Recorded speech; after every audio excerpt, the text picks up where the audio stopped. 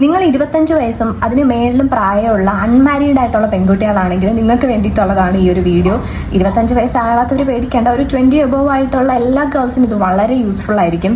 ഒരു 25 and above ആയിട്ടുള്ള പെൺകുട്ടികളാണെങ്കിൽ നിങ്ങളായിരിക്കും ആ നാട്ടിലെ നോട്ടപ്പുള്ളികൾ എന്ന് പറയുന്നതിനെക്കാട്ടിലും സെലിബ്രിറ്റീസ് എന്ന് പറയുന്നതായിരിക്കും കറക്റ്റ്. സെലിബ്രിറ്റീസ് എന്ന് പറയാൻ കാരണം നിങ്ങൾ അങ്ങോട്ട് പോയാലും ഇങ്ങോട്ട് പോയാലും ആരുടെ കൂടെ പോകുന്നു, എവിടെ പോകുന്നു എന്നൊക്കെ നോക്കാൻ നിങ്ങളുടെ പുറകെ ഒരു 10 പേരെങ്കിലും. ഈ ആൾക്കാരുടെ കയ്യിൽ ക്യാമറ ഉണ്ടാവത്തില്ല എന്നുള്ള ഒരൊറ്റ ഡിഫറൻസ് മാത്രമേ ഉള്ളൂ. കഴിഞ്ഞ ദിവസം ഒരു സ്ത്രീ എൻ്റെ ആൻറ്റിയോട് പറഞ്ഞാണ്, എൻ്റെ മക്കളൊക്കെ ഞാൻ 18 വയസ്സായപ്പോഴേ കെട്ടിച്ചു കൊടുത്തു, എന്തിനാ ഇവളെയൊക്കെ ഇങ്ങനെ വച്ചിരിക്കുന്നത് കെട്ടിച്ചു കൊടുക്കാതെ. ഈ വിവരവും വെള്ളിയാഴ്ചയും വിദ്യാഭ്യാസവും ഒന്നും ഇല്ലാത്ത എൻ്റെ എല്ലാ കുത്തിക്കഴപ്പും ഇമാതിരി ആൾക്കാർക്കുണ്ട്. അതുകൊണ്ടാണല്ലോ ഇമാതിരി വർത്താനമൊക്കെ വായിന്ന് വരുന്നത്. പിന്നെ ഇവരിങ്ങനെ ഭയങ്കര അഭിമാനത്തോടെ 18 വയസ്സിൽ കെട്ടിച്ചു കൊടുത്ത പെൺകുട്ടികളുടെ ലൈഫൊക്കെ കാണുമ്പോഴത്തേക്കും എനിക്ക് വല്ലാത്ത സാറ്റിസ്ഫാക്ഷൻ തോന്നാറുണ്ട്. ഇതുപോലത്തെ ആൾക്കാരൊക്കെ കാരണം 10 പേരുള്ള ഫംഗ്ഷന് പോകാൻ പറ്റാത്ത അവസ്ഥയാണ്.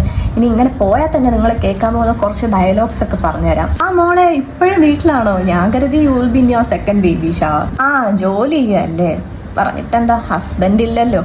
25 വയസ്സൊക്കെ കഴിഞ്ഞാൽ ഓപ്ഷൻസ് ഭയങ്കരമായിട്ട് കുറയും. നിന്റെ നല്ലതിന് വേണ്ടിയിട്ടാണ് പറയുന്നത്. എനിക്കൊക്കെ നിന്റെ പ്രായത്തിൽ 2 കുട്ടികളായി എനിക്ക് അതിനെ മേച്ച് മതിയാവാത്തതുകൊണ്ട് ഞാനൊരു പശുവിനെ കൂടെ വാങ്ങിച്ചിട്ടുണ്ടായിരുന്നു. വേറെ കുറേ ടീംസ് ഉണ്ട്, ആരൊക്കെയോ കണ്ണു വെച്ചിട്ടുണ്ട്, ശനിയുടെ ദോഷമാണ്, അവരെ പോയി കണ്ടാൽ മതി, ഇന്ന പൂജ ചെയ്താൽ മതി, ഇന്നവിടെ പോയി നേർച്ച ഇട്ടാൽ മതി, എല്ലാം ശരിയായിട്ട് നടക്കും, കല്യാണം നടക്കും, കുട്ടികളുണ്ടാകും, എല്ലാം. ഇവരുടെയൊക്കെ ശല്യം സഹിക്കാൻ വയ്യാണ്ട് കല്യാണം കഴിച്ചാൽ അതുകൊണ്ടൊന്നും ഇവരുടെ കടി മാറത്തില്ല. പിന്നെ ഇവർ പുതിയ പ്രശ്നങ്ങളുമായിട്ട് വന്നുകൊണ്ടേയിരിക്കും. ഇവർ ഈ ഒരു സ്റ്റേജിൽ എത്താത്ത ഗേൾസ് ഒക്കെ ഉണ്ടാവും. പേടിക്കണ്ട, ആദ്യമൊക്കെ ഭയങ്കര ബുദ്ധിമുട്ടായിട്ട് തോന്നുമായിരിക്കും, പക്ഷെ പോകെ ഇതങ്ങ് ശീലമായിക്കോളും. നമ്മൾ നടന്നു പോകുമ്പോൾ വഴിയിൽ ഏതെങ്കിലുമൊക്കെ പട്ടി ഒരുക്കുകയാണെങ്കിൽ അതിനോട് പോയി കുരയ്ക്കല്ലേ പട്ടി എന്നാരും പറയത്തൊന്നും ഇല്ലല്ലോ. നമ്മളങ്ങ് മൈൻഡ് ആക്കാണ്ട് പോവും. അതുപോലെ അങ്ങ് പോവാം, അത്രേ ഉള്ളൂ.